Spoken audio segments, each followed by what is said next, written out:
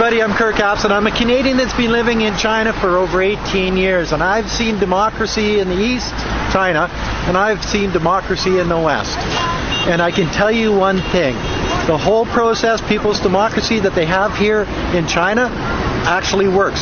Where I have my doubts about the Western democracy, when you get politicians that have to get re-elected every 4 years or they lose their job, they spend a lot of time raising money for their re-election campaigns. During those time periods, they're not working for the citizens of their constituency in their country.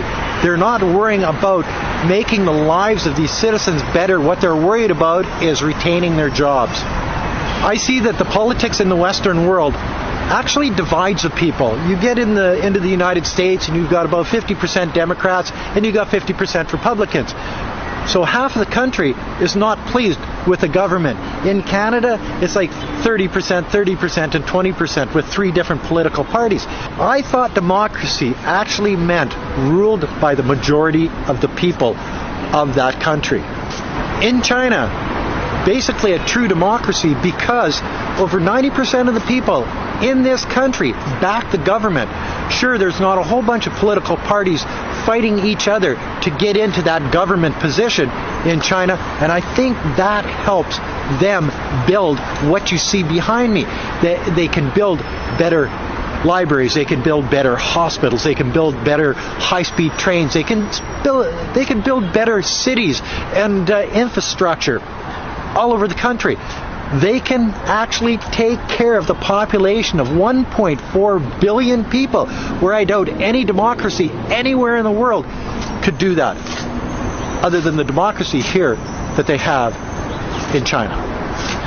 If you're a politician in China and you don't solve the problems of the people, if you don't make the lives of the people that you represent better, chances are you won't have that job for very long. In the Western world, it's a little bit different. In the Western world, if you can get enough votes and your party gets in, or you get enough votes and you get in, well, then you've got a job for another 4 years, whether you do a good job or a bad job.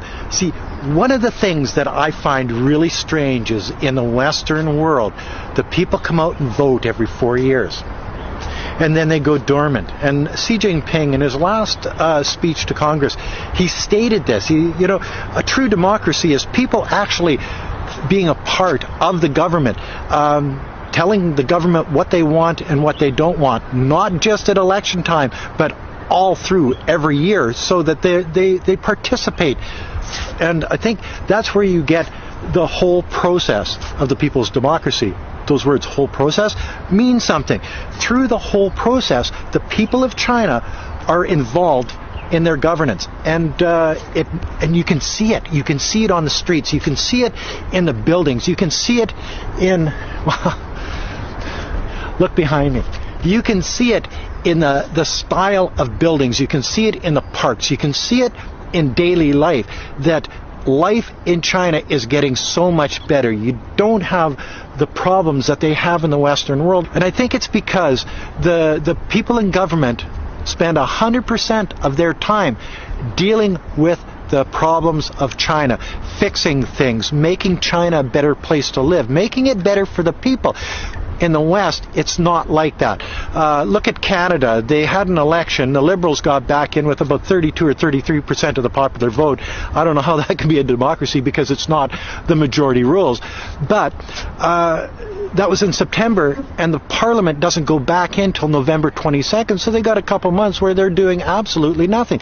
In China, that wouldn't happen. 100% of the time, the government is at work making the world better in China.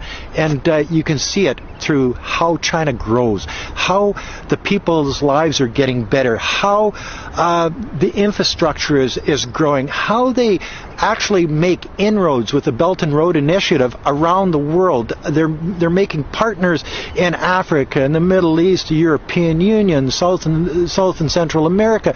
All of these things is because the government doesn't take time off. The government doesn't have to go through elections every 4 years, and the politicians are actually made to do their jobs because they're responsible to the people of China.